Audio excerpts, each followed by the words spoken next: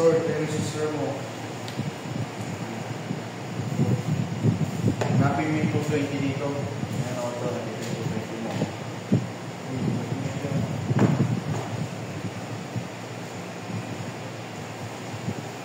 Hanapin mo yung 220. Ito yung gunting. Ang gunting dito sa cheese. Gunting. Ito, wala gunting. Saan 220 mo? Okay na. Puto tayo na ilang gantong ilang resistor. Tatlong LED, tatlong resistor.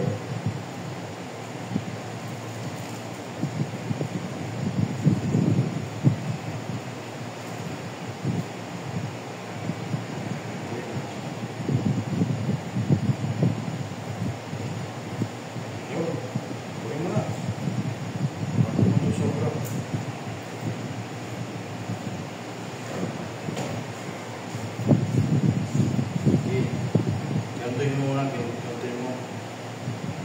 Para madali mo tusok. Tapos, i-connect mo yan sa negative, tapos negative din. Negative, negative. Connect mo yan. Okay? Pag negative, nasa baba, kulay black ha. Dapat yan sa palang breadboard.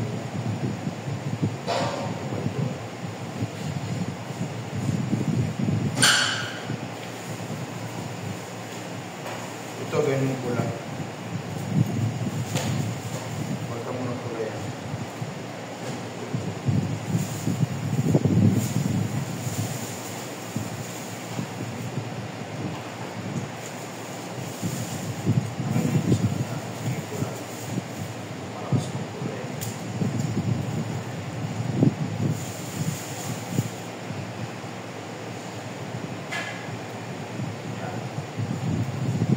Dito ko na lang po ipatong, sir. So, lagyan mo na yung resistor. 20% resistor. And then, negative. Ito, negative. Tapos negative.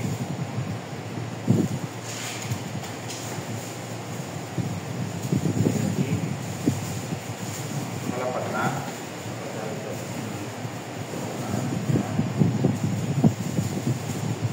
Next. Negative, negative.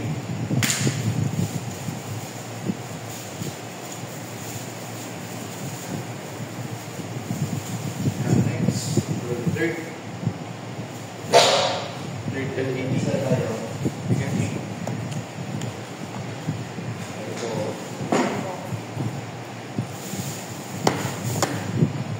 Third. Negative din. So, negative.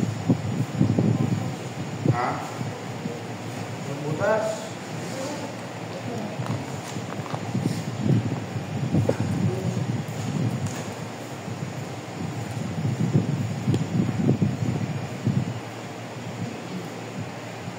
Tingnan mo nga yung breadboard. Explain ko naman yun. Walang function ng breadboard. Pag ganito kasi, tingnan mo muna. Pag ganito, connected yan. Kita mo yung green.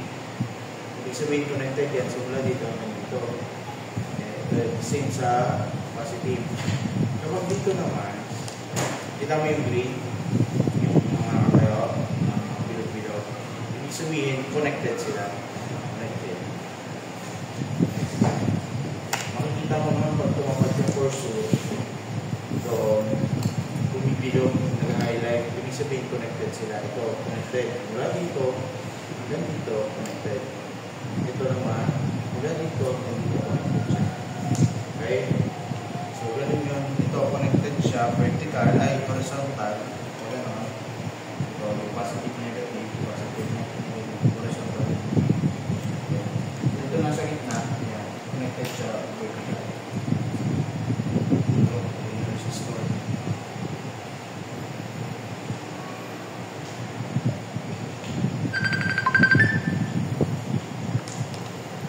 Negative na. Yan. Check natin.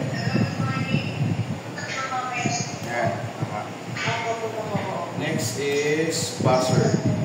Yung buzzer. Nasa yung buzzer?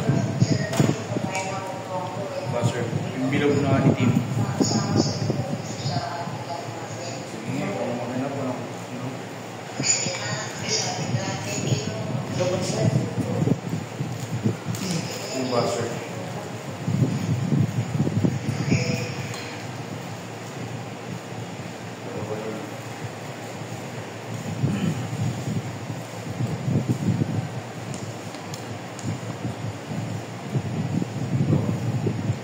Positive, negative. Positive, negative. Pusok natin dito.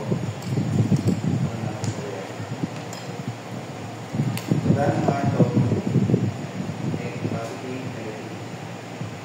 Diba yung mas mahaba sa tapos, ito na yun. Yung bunso. Inilabas ko lang. Ito yun eh.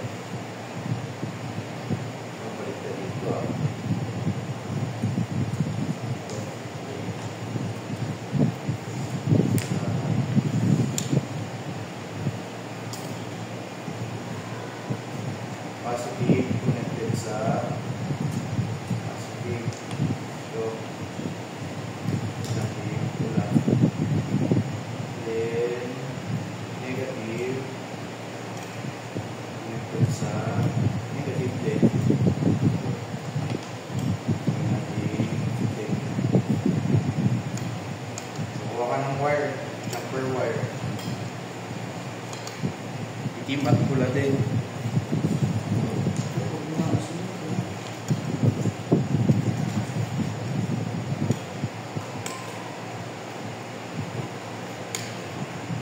Negative, positive. Kita mo? Tingnan mo ako ng puso. Positive. Hanggang mo ha. Ito negative. Positive.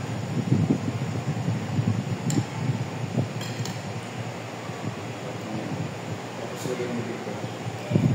Positive pa. Tayo.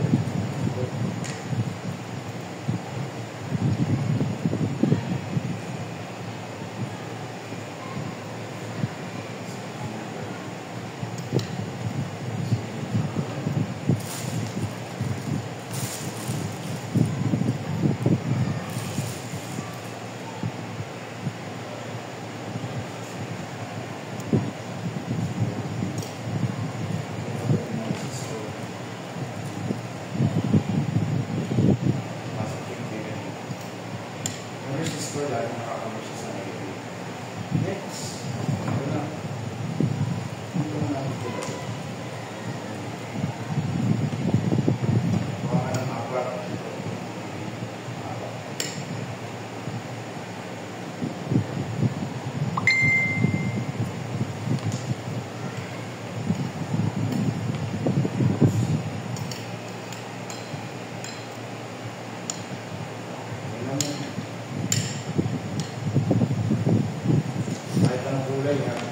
Basta yung negative positive laging laging right?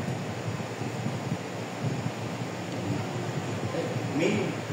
Kailangan natin main yung parang sento. May bibigyan ito pa. Extra. Main natin. Parehas main. Yan. Tatlo na yan. Kahit dito mo nilagyan. After mo makal, dito mo nalapag yan. Kasi hindi mo nalapag yung mga maayos yung space. Ay, scissors na. Scissors.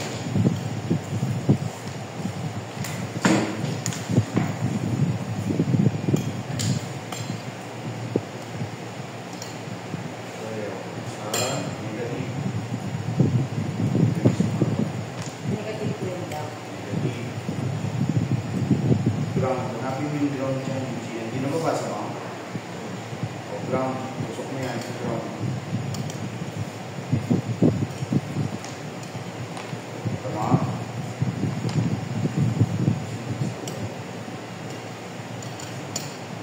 Ground.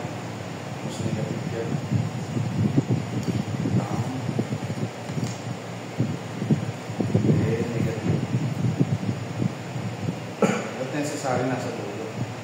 Kasi connected naman yan mula dito. Then, positive. Positive. Yung PC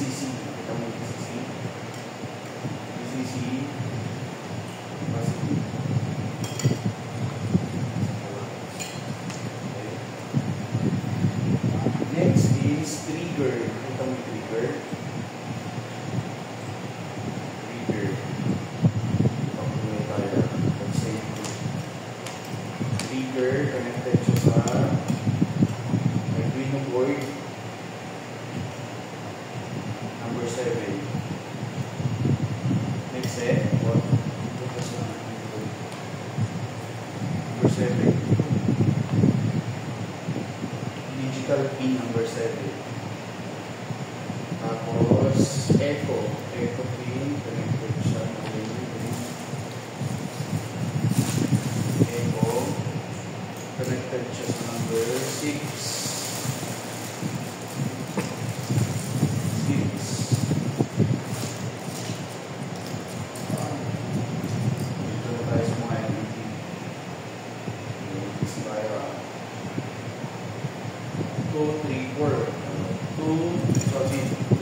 Digital pin sa positive ba? 2, 3, 4. 2, 3, 4. Yan. So, mahaba ko dito. Next, 2, 3, 4 yan. Sa positive tayo ha. Positive. Dito.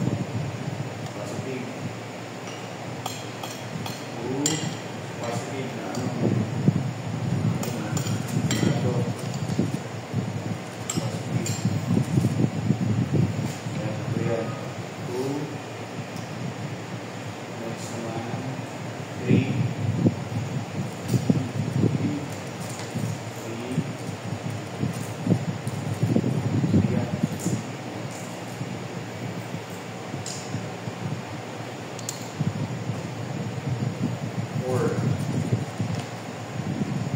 Ganyan kasi, sige, pag may nakasaksak na iba, sige, ito yun, di ba, yung nakalagay sa password. So, yun lagay mo na po na ibang slot na nakalinya din sa password.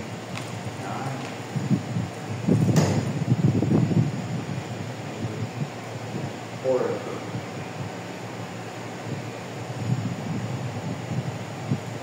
tapos ito, connected sa breadboard. Tapos, alin dyan ang breadboard? Positive, negative, negative, 2 ground, ground, yun, ground,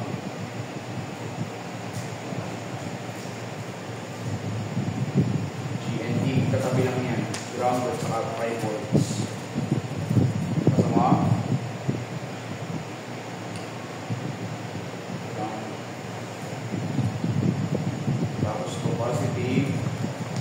positive ng breadboard to 5 volts katabi lang ito 5 volts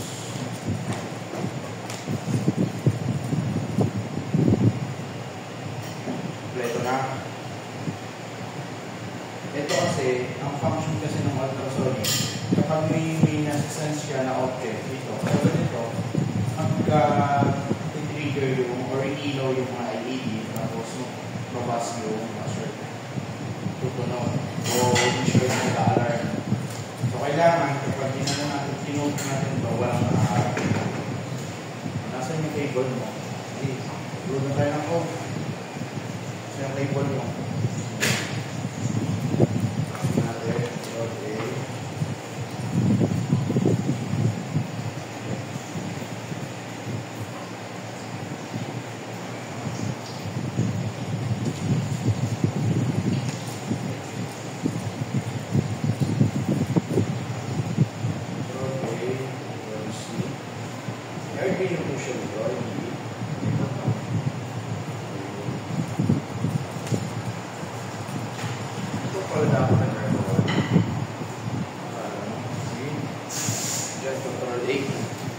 Hindi ka na magta-type ng code ha.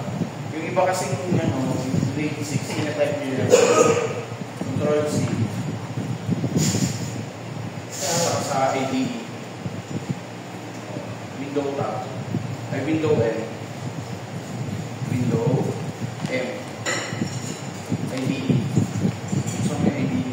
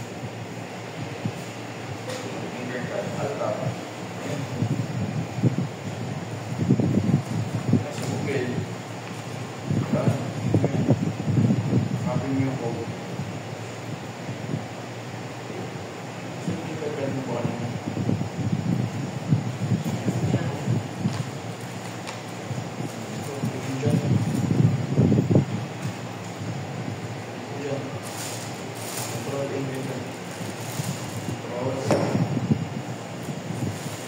C. Total.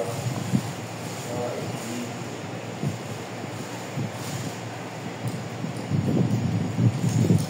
Control B.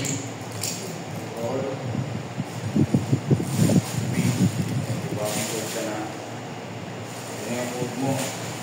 So yung code dapat tinatay yun. Dapat para mas mabilis lang.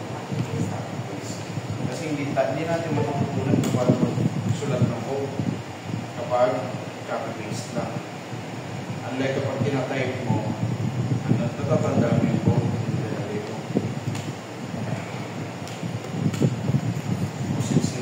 Kaya kailangan natin mag-practice sa typing.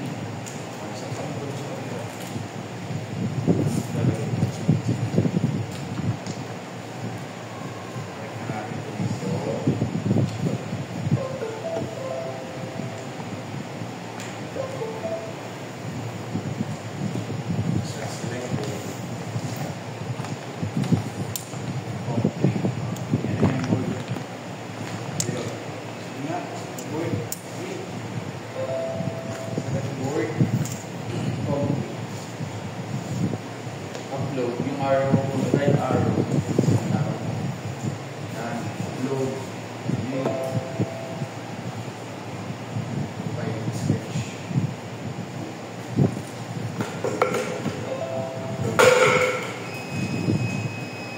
Ayan, so done uploading.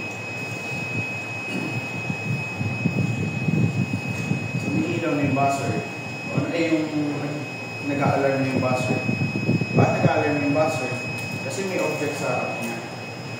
Try natin iyan sa taas. Diba?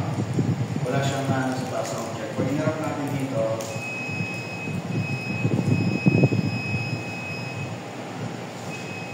try natin iharap. Dapat wala siyang object sa harap.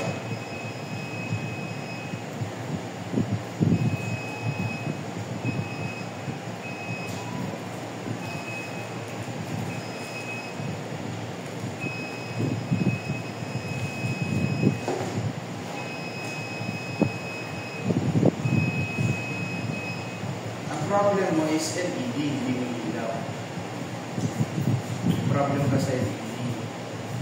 So, diba sa thinker card natin kanina, ito.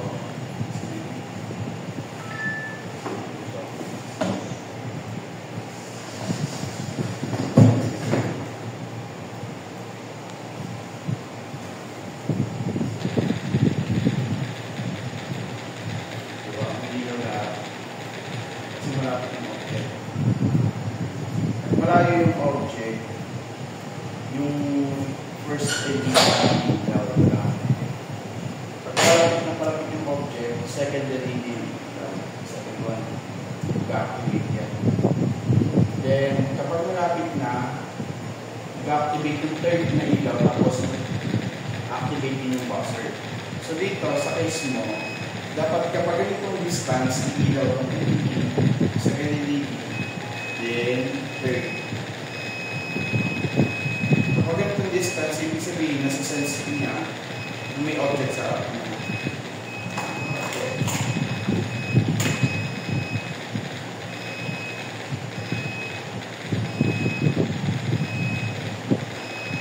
Diba?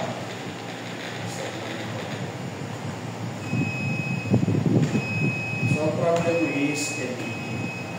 Dito sa sense kaya may initiate. Kaya nag-a-alarm.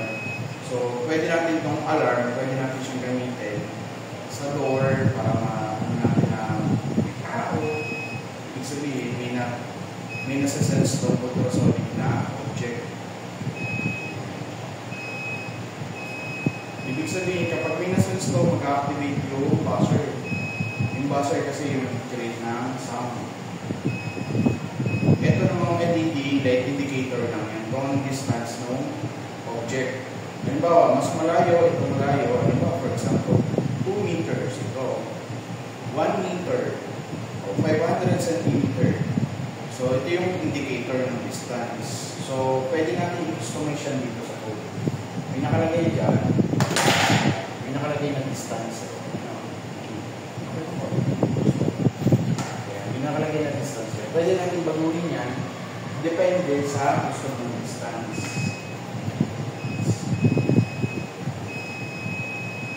So, ang gagawin mo sa bahay, ito, same code, same diagram. Ang gagawin mo sa bahay, i-check mo yung L. Bakit hindi magana yung L? Ito. Kasi hindi natin. Dapat magana.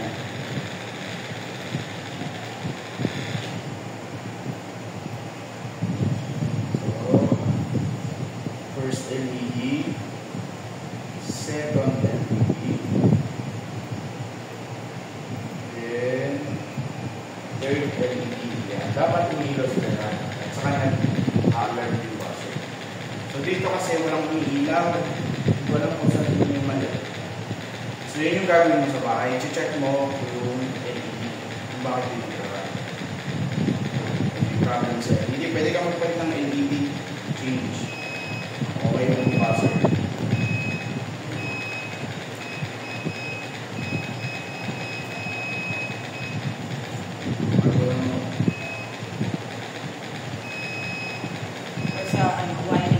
Pwede po sa wiring, possible yan. So yun yung gagawin mo sa bahay. Mag-troubleshoot ka. So yung tawag lang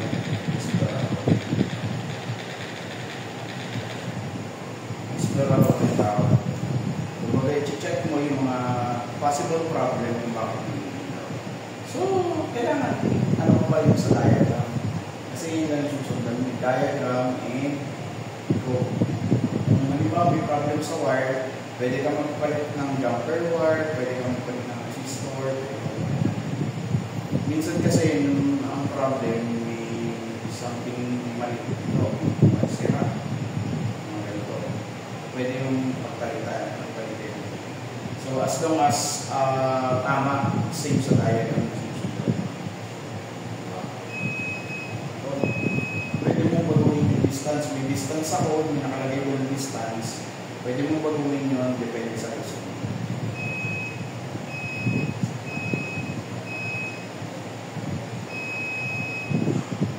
Pwede po. Ano po, gusto mong ano, sa door, talagang explorator sa inyo, gusto mong security, alarm. So you have to provide ng mahabang ganito, then i-set up mo sa tapat ng door nyo, i-connect mo yan, kung saan mo i-set up mo, yan. Nakatapat to sa door ninyo, parang mataas yan.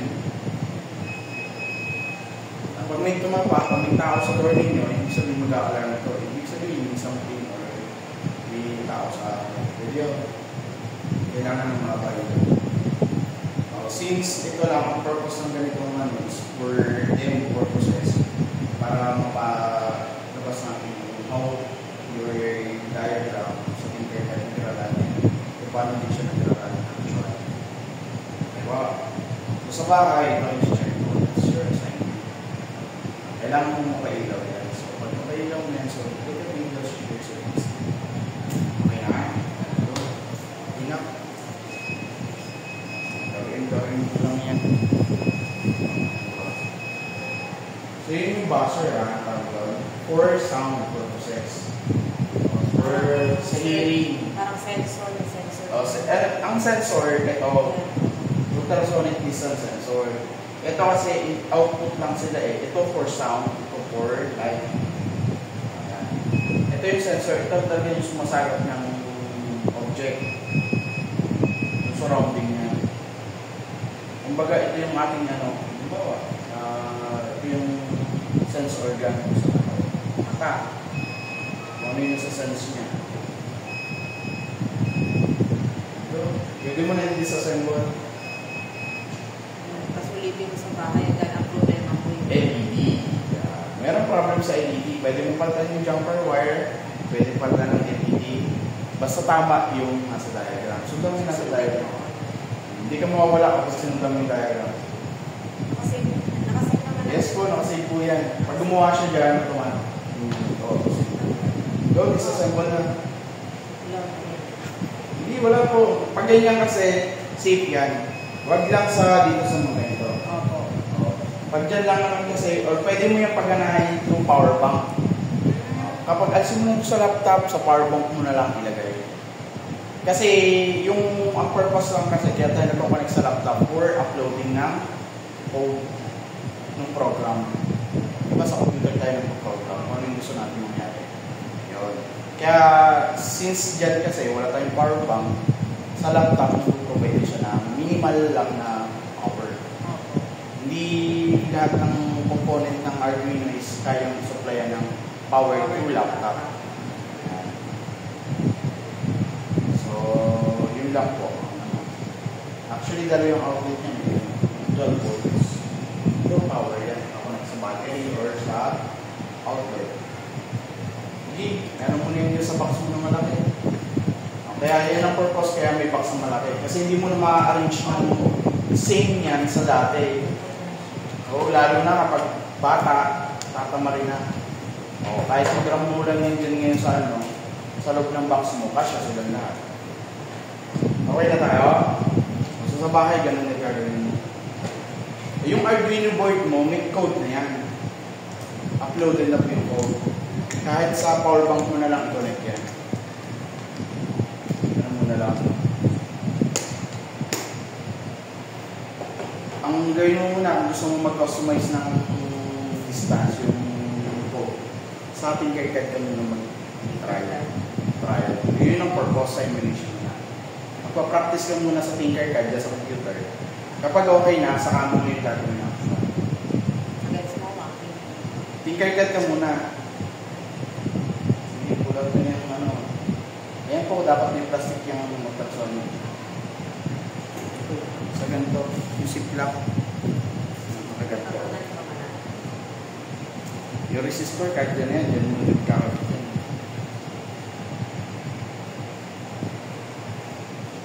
Okay na po tayo. Ako, sir. Thank you. Kahit po ay, sir,